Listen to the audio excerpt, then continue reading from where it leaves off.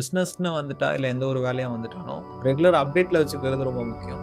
So உங்களோட பிசினஸ்ல நீங்க எவ்ளோ அப்டேட்டா வச்சுக்கிறீங்க இந்த கேட்டரிங்?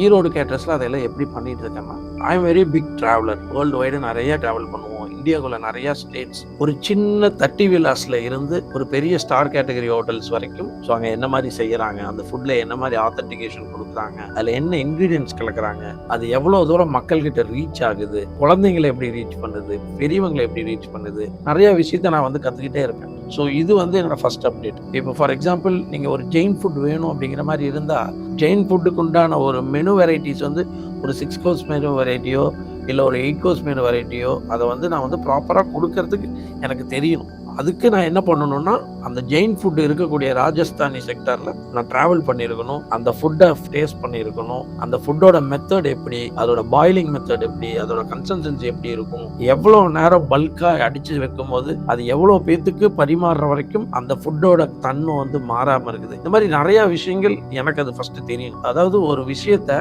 செய்ய தெரிஞ்சால் மட்டும் பத்தாது, ஒரு விஷயத்த பரிமாற தெரிஞ்சால் மட்டும் பத்தாது. இது ரெண்டுக்கும் இடையில அது எவ்வளோ நேரம் தன்மை மாறாமல் இருக்கும் அப்படிங்கிற விஷயத்தையெல்லாம் கற்றுக்கணும். ஸோ அதுக்கு வந்து டிராவல் வந்து மிக மிக அவசியம் என்னோட இண்டஸ்ட்ரியில். அதை நான் வந்து இன்னைக்கு ஃபாலோ பண்ணிட்டு இருக்கேன்.